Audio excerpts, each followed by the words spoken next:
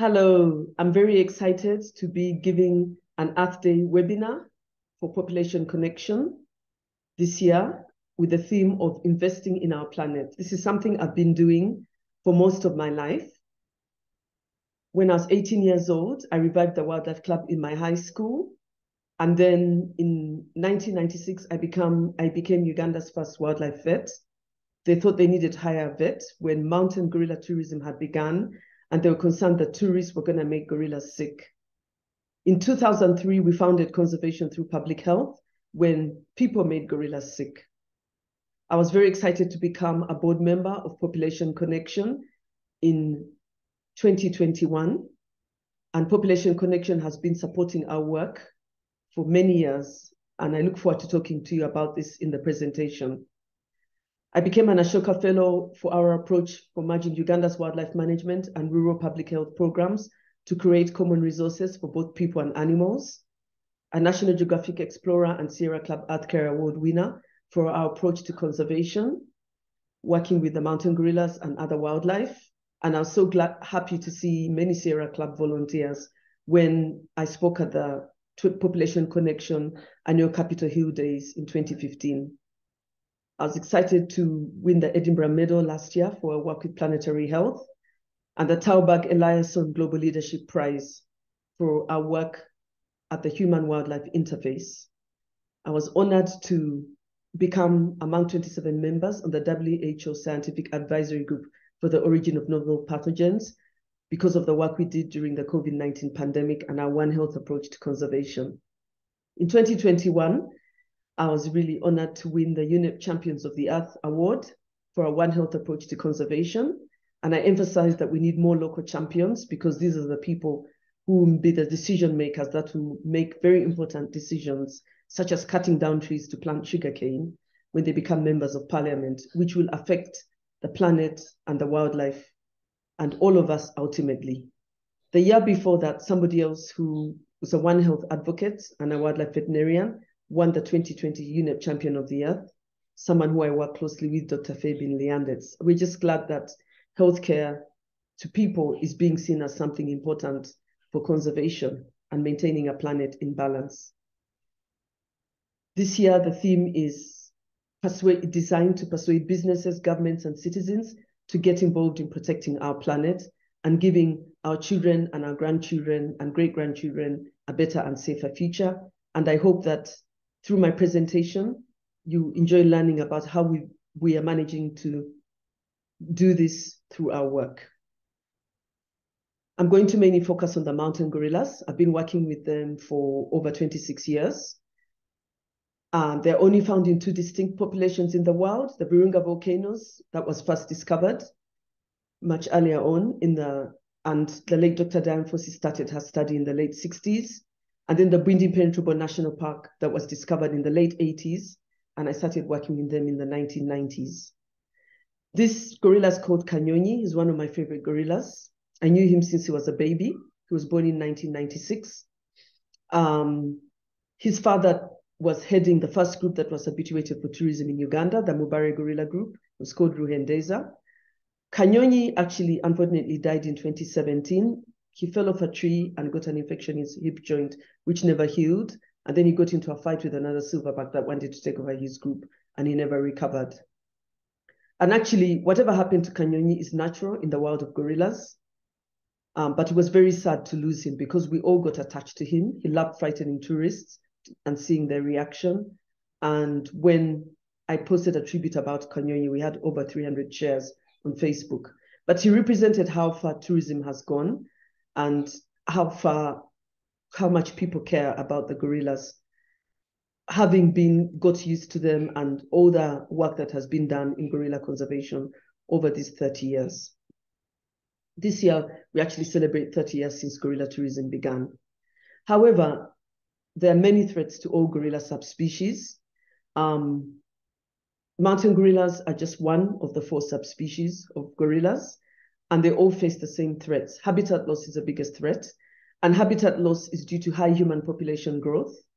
People are having 10 children, have been having 10 children per family, and they need land in order for each child to have a plot in order to be able to for everyone to be okay. And a lot of people like to enter the park to poach and collect firewood. But when it became a national park, they were not allowed to enter the park anymore. And people were also not allowed to go in to cut trees, but the gorillas often come out. So around Bwindi, there's a very high human population growth of up to 300 people per square kilometer. Other parts where the mountain gorillas are found is as high as 900 people per square kilometer. And as long as you have such a high human population growth, the forests are always going to be disrupted and the wildlife inside the forests. So once the gorillas lose their fear of people through tourism and research, they start going outside the park to eat people's banana plants and eucalyptus trees. And that's how this baby gorilla and his family got scabies. This poor baby died and the rest of his family only recovered when we treated them with ivermectin. But this made me realize that you can't protect the gorillas without improving the health of the people who they share their fragile habitat with. We've also had cases of gorillas developing a rectal prolapse, and we don't know whether they picked up a human parasite when they went into people's gardens where there's open defecation, which caused them to strain and the prolapse came out and couldn't go back again.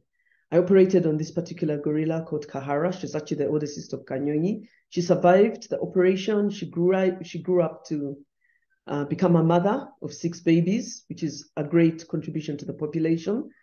But all of this made us feel that we needed to set up a non-profit, Conservation Through Public Health, that can keep the gorillas and other wildlife healthy and their habitat secure by improving the health of people together with the health of the wildlife. This is Bwindi Impenetrable Forest, and inside here, you have gorillas, you have elephants, you have chimpanzees, you have 4 species of monkeys, over 200 species of butterflies, and over 300 species of birds.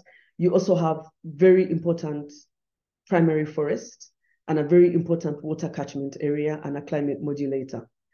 This is the view from our office, and you come to visit Conservation Through Public Health Office, where we can see all the way to the end of Bwindi Forest, which is only 321 square kilometers. We have 3 integrated programs: a wildlife conservation, community health, and alternative livelihoods. Wildlife conservation has a focus on wildlife health and habitat conservation, and community health has a big focus on a One Health approach to conservation, where we also carry out community-based family planning. And in our alternative livelihood program, we also improve the livelihoods of communities living around the park, which I look forward to talking to you about. Our mission is to promote biodiversity conservation by enabling people to coexist with gorillas and other wildlife through improving animal health, community health, and livelihoods. And we would like people, wildlife, and livestock to live together in balanced health and harmony, with local communities acting as stewards of their environments.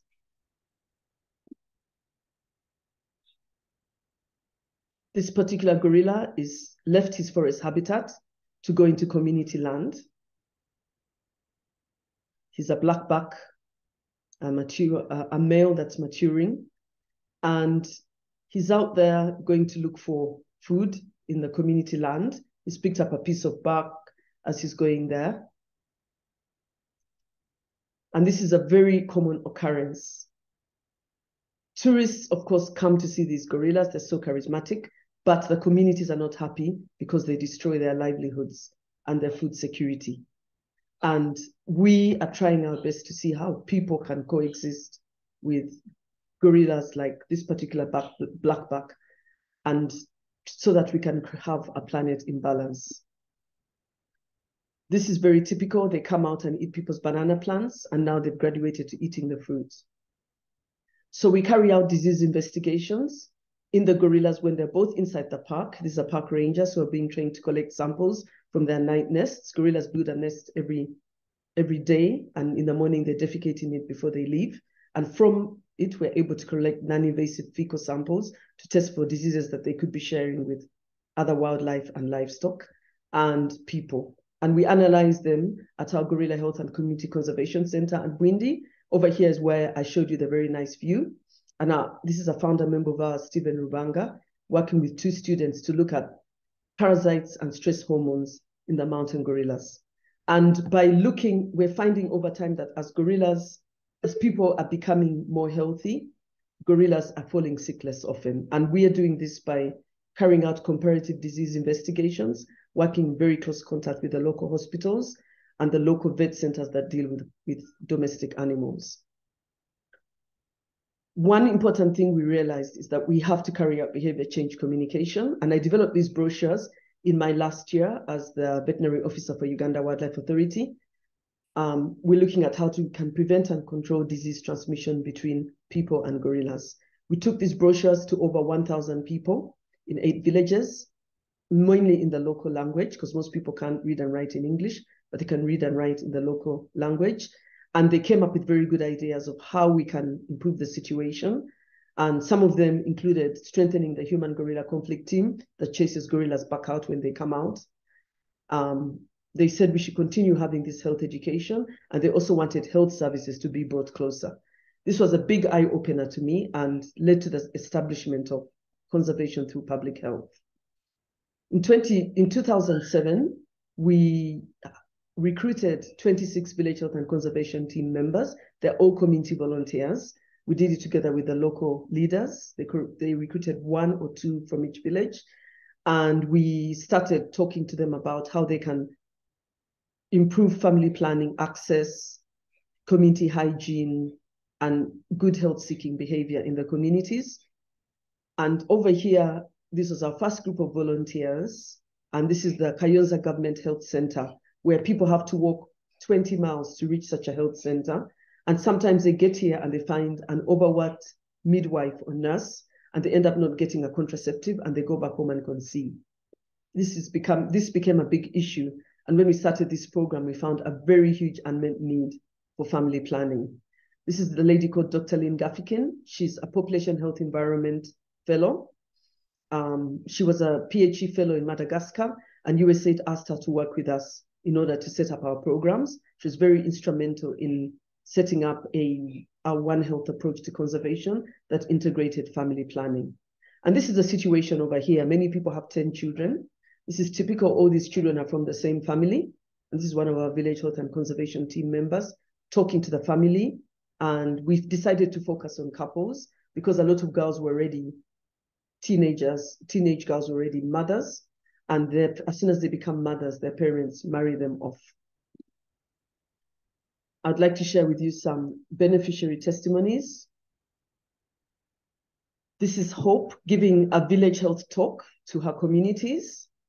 And one thing we found in our program is that women are getting more involved in conservation and natural resource management, and men in healthcare and family planning. This is not something that we necessarily intended to happen, but we're very excited that it happened because half our volunteers are men and half are women, and we're able to bring about gender equality. This is Alex, one of our first community health coordinators, community health and conservation coordinators. She's sitting there listening to Hope on the flip chart. And what is she talking about? She's talking about a family. It's called, in this flip chart, they present a family that's really struggling and a family that's doing that because of family planning is having a much better life. So this is showing the family that's struggling. The mother obviously is pregnant again, and she has about 10 children already. Half are going to school and half are staying at home because they tend to say that half go to school and half stay at home to chase wildlife from the garden. They're really struggling. They don't have enough food. There's a lot of domestic violence. Her husband beats her because he's upset and he's frustrated. And the children end up becoming getting teenage pregnancies and dying early, and they just are not able to break the poverty cycle. When the gorillas come out, they try and herd them back themselves, which is very dangerous, and because both people and gorillas can get hurt. And this is another of our village health and conservation teams called Miriam. Then on the right is the family that knows what to do when the gorillas come out. They have 4 children. They're all going to school, both the girls and the boys, and they have enough food. And when the gorillas come out, they call out the human-gorilla conflict resolution team to safely herd them back so both people and gorillas don't get hurt. Later on, the boy becomes a ranger, the girl becomes a nurse because they've all gone to school. And because of this, they don't have to enter the forest to poach and collect firewood, unlike the first family that did it and got arrested. And later on, we asked them, which family would you rather be? And they always want to be the second family. And they realized that the outcomes of these families are different because they were able to plan their families and have the children that they can manage.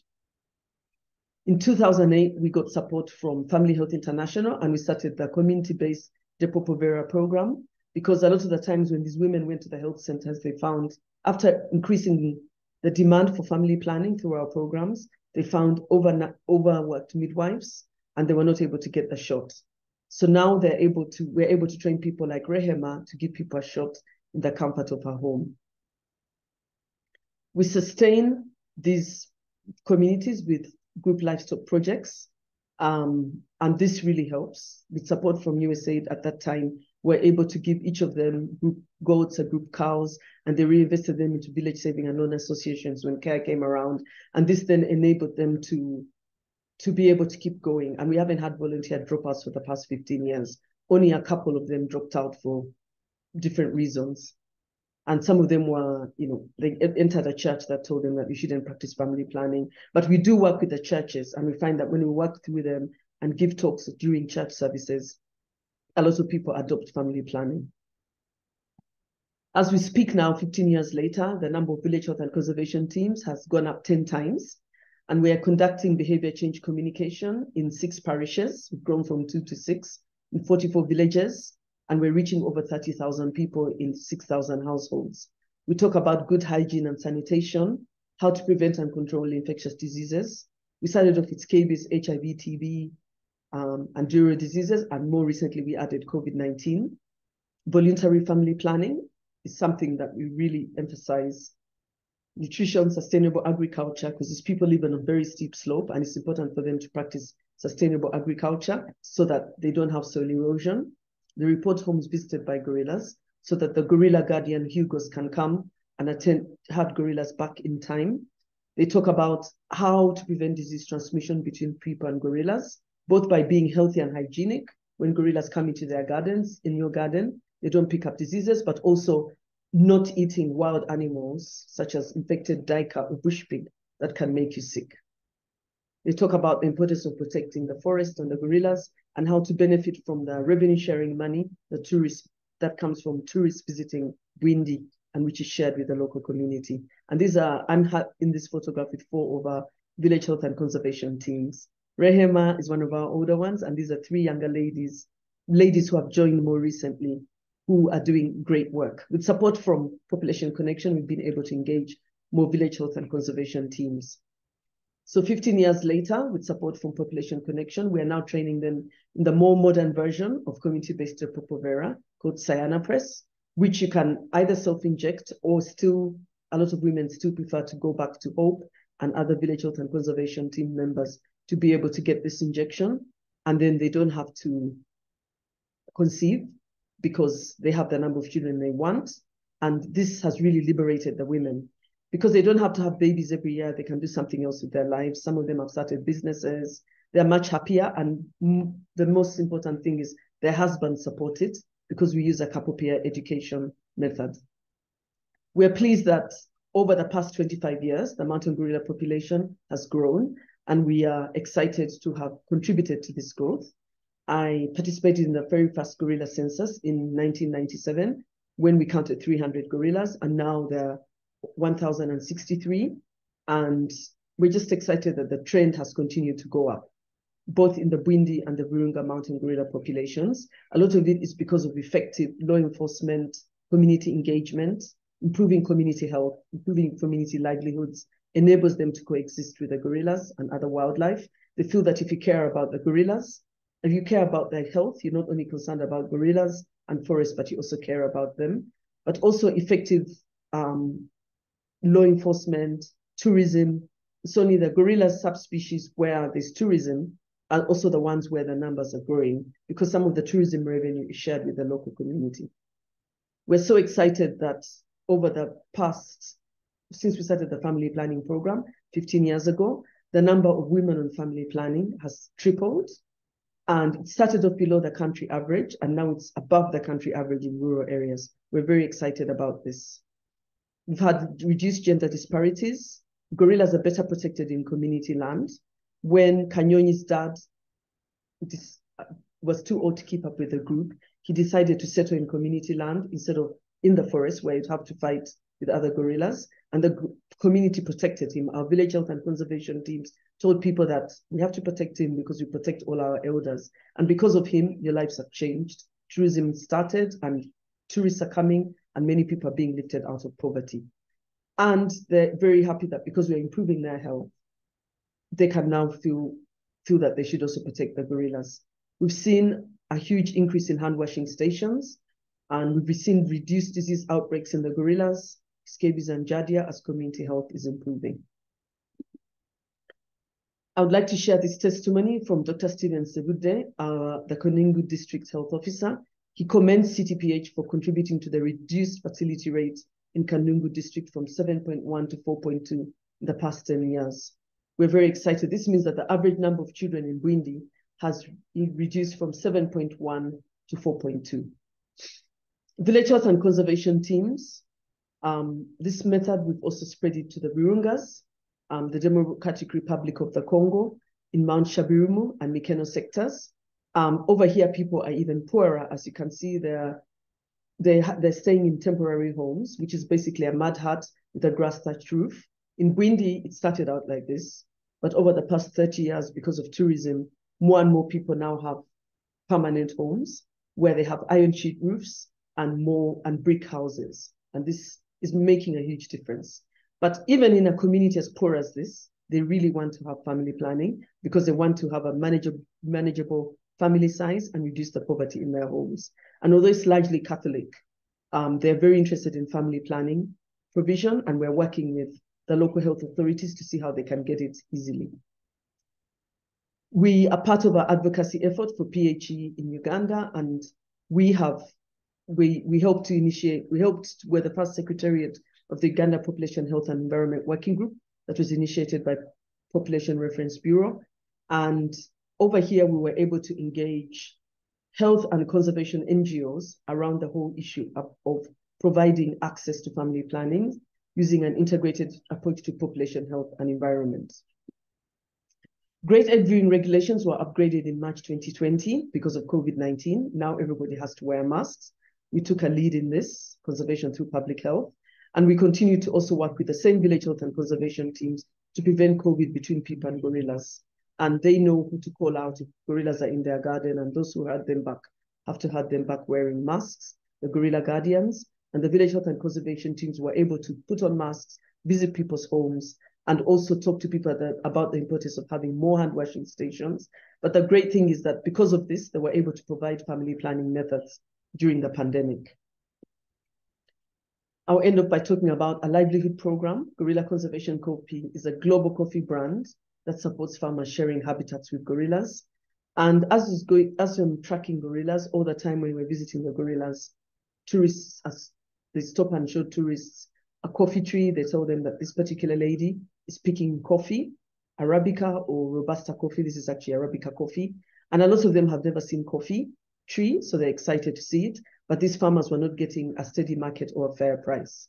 So we started this Gorilla Conservation Coffee to give them a fair market and steady price so that they don't have to enter the forest to poach and collect firewood. So we give them a good price for good coffee, and a donation goes to support the community health programs, gorilla health and conservation education. And this is the Entebbe duty-free who were placing an order every week prior to the pandemic.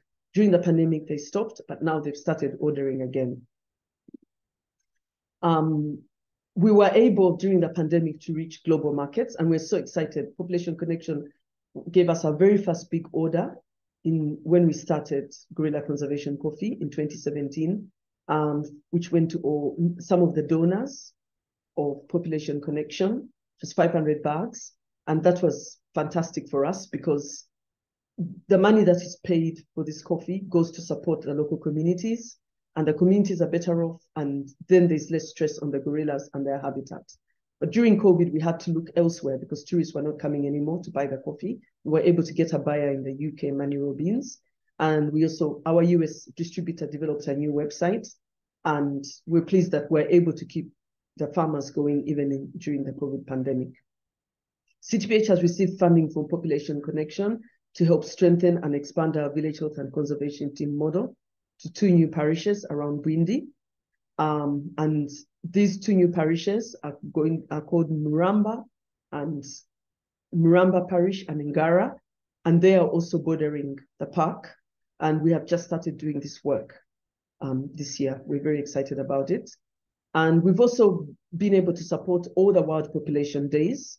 Like, for example, we were with support from Population Connection, we're able to go out and do a lot of awareness on Wild Population Day about the importance of having manageable family sizes in order to have a better quality of life. And ultimately, this means a brighter future for the gorillas and other wildlife and their habitats. We work closely with the Ministry of Health and Reproductive Health Uganda and Uganda Health Marketing Group to distribute these family planning commodities. And we've been carrying out a lot of refresher training. This is one of our latest staff members called Sharon. She's a nurse, a trained nurse assistant, and she's currently now training the communities on how to give family planning commodities, how to safely give cyanopress, and continuing to talk about the importance of protecting the wildlife and protecting the people through a One Health approach. Two of our staff did the Population Connection short course, Richard Bajeni, a community engagement and stakeholder coordinator, and Mark Kukot, Dr. Mark Kukot, a veterinarian who joined our team recently. I'm so excited that in the March 2023 issue, Population Connection talked about our work, protecting wildlife by improving the health of the communities and improving community livelihoods. And this is me in the forest, checking on the gorillas. So glad that Marian Staki wrote a wonderful article. She also wrote about my book. I just released a book in March this year, and on 14th March, called Walking with Gorillas. And I'll be presenting and talking about this book on May 9th at the Page Turner Population Collection Book Club. And I'm really excited about this. And part of the book was published in the March 2023 magazine of Population Connection. And I hope you get to read the book and learn about my conservation journey. We talk about beginning family planning and the challenges and opportunities we saw with it. And I hope you enjoy reading about that. And I also talk about the advocacy efforts we have had along the way, and excited that the President of Uganda is now embracing family planning and also embracing the need to protect the gorillas and chimps from diseases like COVID can be ordered in all these places. Thank you very much for listening, and I look forward to your questions. And follow us on social media, visit our website, and thanks so much for all the great support, Population Connection. I'm so proud and excited to be serving as a board member of Population Connection.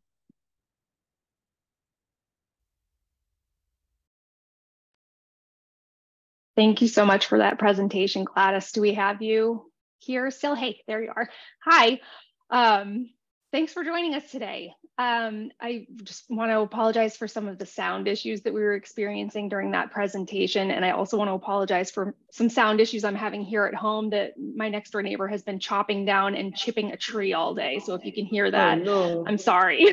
But I wonder if we could start out by having you summarize those testimonies that didn't come through, that you shared, but we couldn't hear. Are you able to tell us a little bit about what those two people said?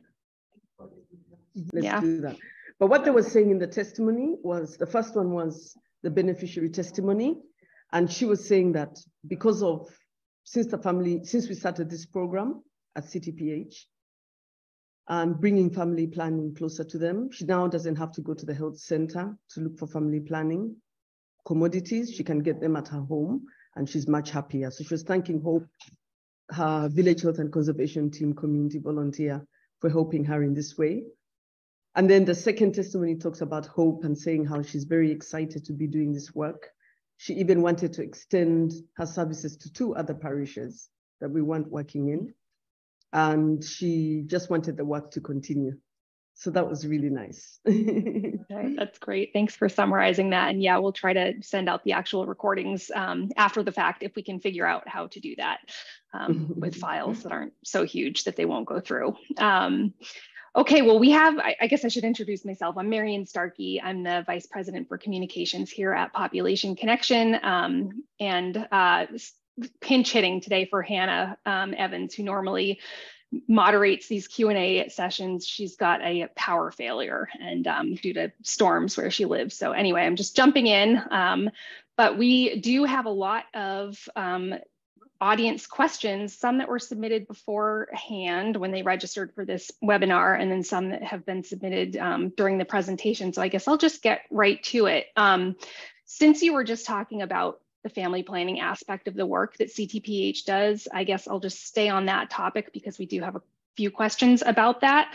One of them, well, this is a question for me actually. I have read your book, as you know. I featured it in the March issue of the magazine, Population Connection magazine. And one of the things that I was curious about that you wrote about was that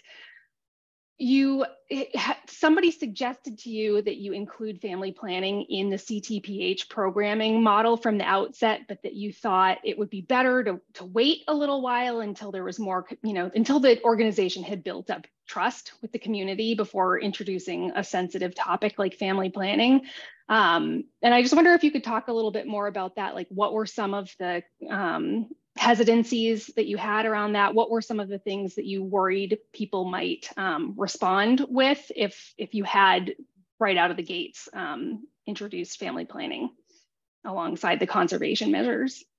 Yes, having set up CTPH primarily to prevent zoonotic disease between people and animals, when we were approached by USA to add family planning, because they hoped that the same volunteers who are watching people taking medication every day to reduce tuberculosis would be the same ones who provide family planning.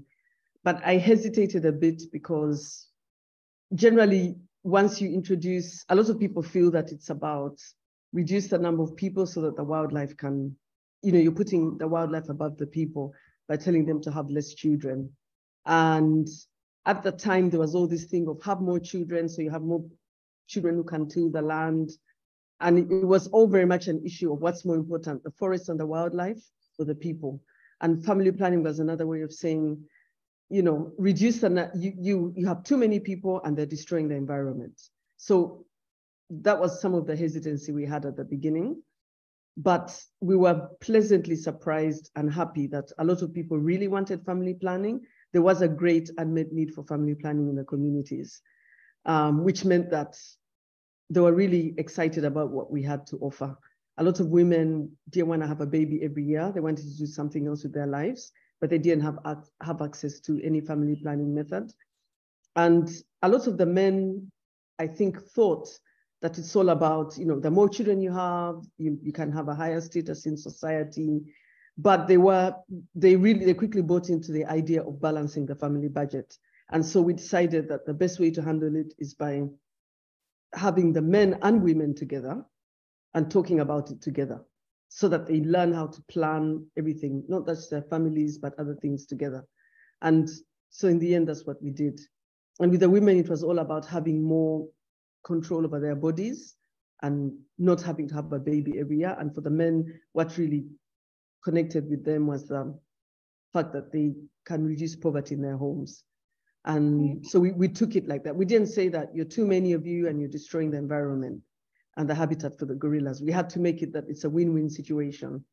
As they carry out family planning, the gorillas, they'll be better off, and so will the wildlife. Yeah, and from what I read in the book, it sounds like you took a lot of community feedback into consideration when you were setting up the programs. Yes, we did.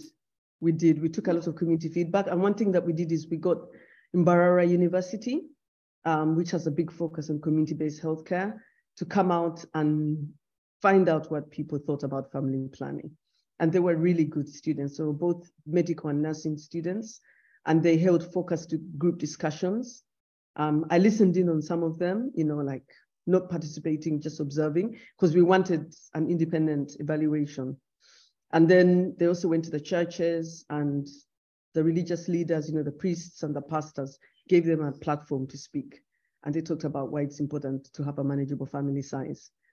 And so that really helped as well.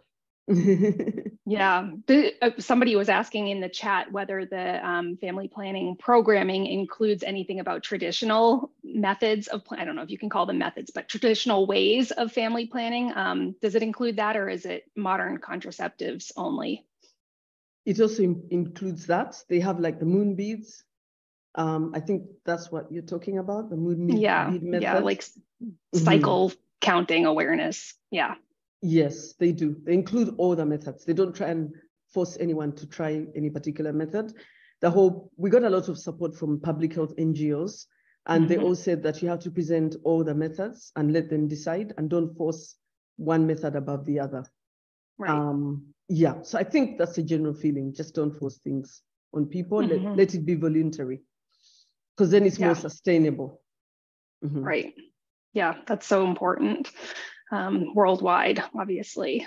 Okay, so I'll start running through some of these other questions that have been submitted. So as a veterinarian and conservationist, what role do you see for science and research in informing conservation efforts in Uganda and beyond? How do you ensure that your work is based on the best available evidence, and how do you communicate your findings to stakeholders in a way that is accessible and actionable? That's a multi-part question, but yeah. I would say that as a vet and conservationist, one thing I've learned is conservation can best be done when it relies on scientific evidence, instead of just doing things, anyhow, reacting to situations. It's good to be more proactive. And when we set up CTPH, like at the point when I was working as a fast vet for the Wildlife Authority, when a gorilla got sick, we were just reacting. But I always used to say to myself, why is the reason why they're getting sick? And so with setting up the non-profit, we're able to set up more long-term health monitoring programs to get a better idea of why they're getting sick, and also to try and prevent it by, including human health, livestock health, community well-being, trying to look at everything more holistically. And I think maybe the biggest problem is there's not a lot of funding for research. There's more funding for just carrying out activities and reacting to situations. The government doesn't have a lot of funding for research in Uganda, so they really rely on other people to do it. And because there isn't a lot of funding for it, people don't refer to it that much. They just keep doing things. And so it's a whole thing of getting the wildlife managers to realize that they'll make better decisions through research. For example, what crops do the wildlife like to eat? Then they should stop. They discourage people from planting those crops. Or which methods work best to prevent wildlife coming out?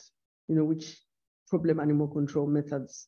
Or why are women not getting onto family planning? Sometimes it's an issue of domestic violence. Their husbands beat them because they're not having babies, and they're trying to do it secretly. And that's another reason why we ended up doing couple peer education. One of the other issues is translating those research results into policy and practice. A lot of these research papers just end up on a desk in a publication, but the policymakers don't want to read a long publication. They just want a 2-page document maximum, tells them what they need to do, what the problem is, how it's being handled, and recommendations. They don't want, policy briefs is what they want. They don't have time to read publications, even if they would like to, because they're just busy firefighting. They're doing a lot of firefighting and just trying to get things done. And I think we just need to improve on the way that we get this information out to them, really simplify it so that people really understand it quickly and see the sense of following it. Yeah, well, and related to that, I wonder whether there's been any effort to sort of replicate the model of CTPH in other parts of East Africa, even, not necessarily in Uganda, but in regions that have seen how successful this program has been. I mean, mountain gorillas are one of the few populations of, mega fauna that are on the incline, right? The population is actually growing. I wonder if you could talk about that, the successes around the mountain gorilla population, sort of stabilizing and then increasing, but also, is this a model that can be used to protect other types of wildlife in the region? Yes, I really believe it is, because the One Health model, I would say, shows it has two things. One, it can directly prevent zoonotic disease, between people and animals, and disease goes in both directions. But then also it makes people feel that you care not only about the forest and the wildlife, but you also care about them. So it's one good way to break, to get people to trust you and to win them over to support conservation. I always say the two very controversial topics are conservation and family planning. But when you incorporate healthcare and you show people we're concerned about the mother's health, maternal health, children's health, the family health, then people start to accept family planning. They'll start to understand why conservation is important and embrace it. And so that's something that's very important. I would say that part of the reason the mountain gorilla population has gone up, we've contributed to it, but the One Health approach has helped to contribute to it. Some of the community benefits, their livelihoods are improving, and some of the tourism revenue is shared with the local communities. But also the fact that we're showing them that we care about their health, which means we also care about them, because healthcare is a basic human need. And the fact that there's better veterinary care for the gorillas, and the money from tourism is supporting law enforcement efforts. People are benefiting from the gorillas. The gorillas have a brighter future. The other gorilla subspecies, there's hardly any tourism going on. There's hardly any health programs. We've been asked to try and replicate our model in other parts of Africa where gorillas are found. And that's something that we really would like to do once we get more funding. And not only us, we can also train the local stakeholders to take up our approach. We've started training local stakeholders in other parts of Uganda, like around Mount Elgon, where they have even higher human population densities, which is leading to landslides in Mount Elgon. And it's becoming a human catastrophe with, people actually dying from the landslides. And then there's Queen Elizabeth National Park, where there's a lot of disease between the wildlife and the livestock, things like brucellosis, tuberculosis, anthrax. And what we're doing, because they care so much about their cows, we're training community animal health workers. We're calling them community conservation animal health workers. And through that way, we're winning their support for conservation, also in Karamoja. So we're just trying to try different methods of this One Health approach to conservation, but knowing that we can't be everywhere, we're working with the local stakeholders. Sometimes it's just the government, but other times there are other NGOs. We've done some work in the Jengudo Institute around Budongo Forest. And chimps and gorillas are almost exactly the same issues, basically, because chimps are even more closely related to us than gorillas. But the Jengudo Institute was also interested in implementing that One Health program up in Budongo, and they've done something in Tanzania called Takare, which is focusing on community development with some PHE. I think they got some support from the PHE fellows in that part as well. So it's something that's picking up. Healthcare is something that's picking up as being very essential to carry out conservation work. That's so great. Somebody, you mentioned livestock, and somebody had a specific question about livestock. Let me find it. Okay, they wrote, cattle and goats are hard on the soil and vegetation. Is there active movement between fields and pastures or some other mitigation? That cattle and goats I think destroy the vegetation? I think because of soil erosion, right? Because they're eating all of the vegetation in a region. And so I think this person is asking whether the livestock is moved around to different locations so that it doesn't completely wipe out all of the vegetation in certain areas, leading to landslides, right? I mean, that can be one of the effects of too much grazing. It's something that has been recognized as an issue, but I don't know how well it's being carried out. But that's a very good idea. Rotational grazing is being done in some areas, but not all. I think we need to do a lot more of rotational grazing. There's also some of it is zero grazing, where the cows don't really move very far. They used to say that, having livestock is not good for wildlife because goats will go into the forest and things like that. There've been some papers published, but you find that if you provide people with livestock or goats, they're less likely to enter the forest to poach, because actually what they're looking for is animal protein. And if there's a way that you can get them to graze their goats and cows without entering the forest, whether it's zero grazing or other ways like that, then it's possible to achieve both without, so that people are able to eat, because livestock is very important for rural communities. and getting them out of poverty, and, you know, because they can even sell a cow and pay school fees for their children. So it's really difficult to deny them having livestock. You know, that's the veterinary side of me coming out. It's like basically it's a very basic form of livelihood for rural communities. But how can they have it in a way that it's compatible with the environment, and it's a win-win situation for both. And that's something that a lot, you know, studies are going on about that. And yeah, rotational grazing is a very good way to handle this issue. Yeah, one of the things that you wrote about in your book that I was interested in is the decision to not just give livestock to people that were part of the programming that CTPH was running, but to have people sort of be responsible for, you know, raising the livestock. And then when one of the sheep or cows or whatever goats gives birth, giving that goat or whatever is to somebody else in the community. It seemed like there was some sort of like accountability and I don't know, like responsibility component to that program, rather than just sort of handing out livestock to people in communities. Do you remember the part of the book that I'm talking about, or the part of your life that I'm talking about? Yeah.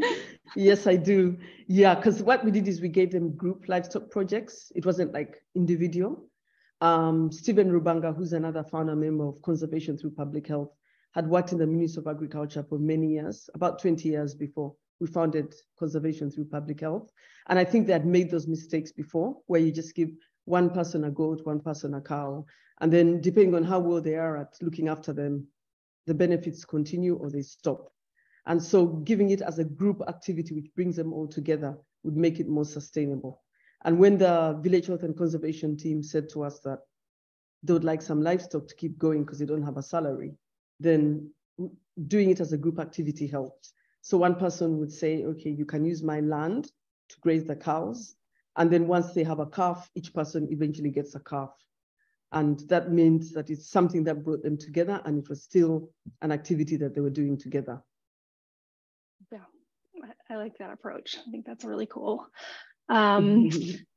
Let me see what else. I guess we have time for maybe one more of these questions. Well, people want to know about the alternative livelihoods programs and the how those play into climate resiliency, I guess. One person was asking about whether you know the carbon footprint of the coffee program. I suspect you don't, but I don't know, are there environmental consequences perhaps that you see coming from the coffee farming?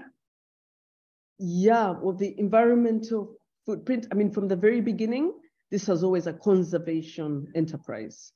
It just happened to be coffee.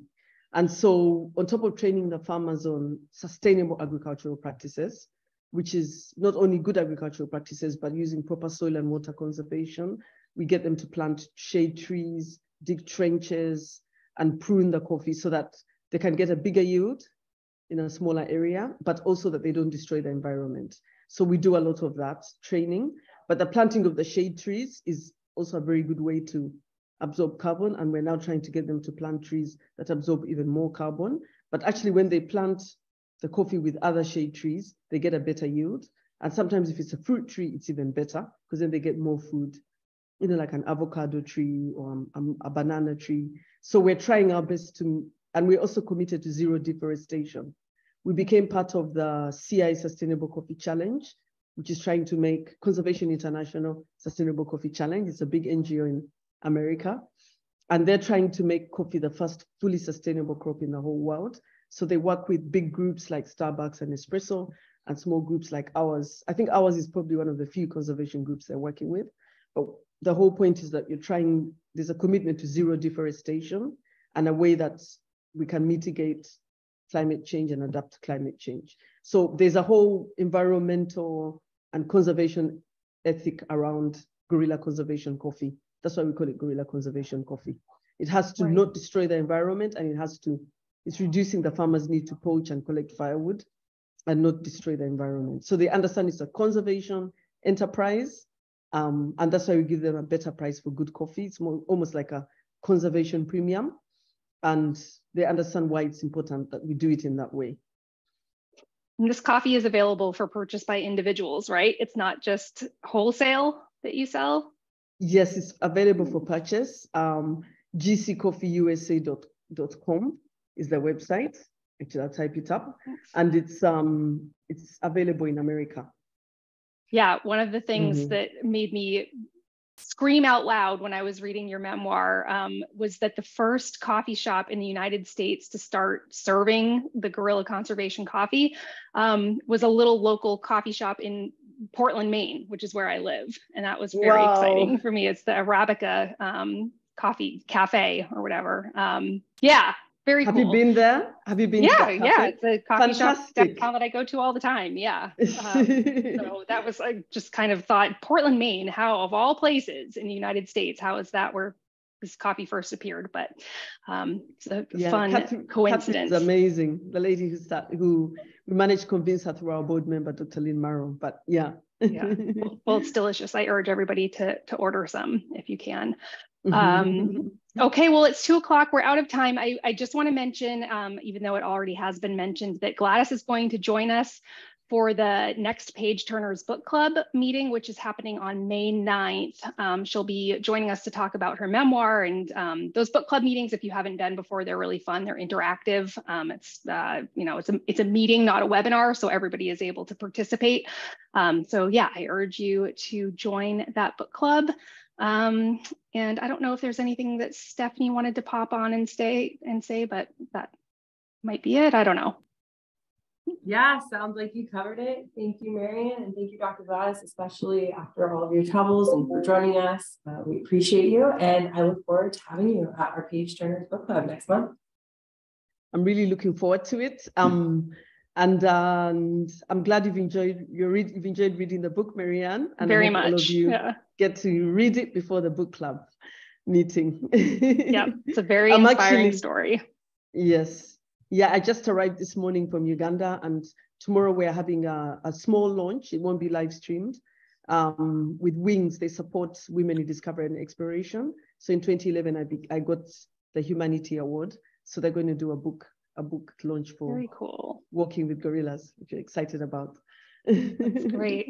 Yeah, well, I urge everybody to buy it. We put the link to the publisher's page where you can order the book, but obviously it's on Amazon and anywhere that you buy books. So grab a copy and get to reading before May 9th, and we'll see you there. Thank you so much for joining us, Gladys. We always appreciate hearing from you. Thank you so much for all the support, and looking forward to next month. Yeah. Okay, we'll see you then.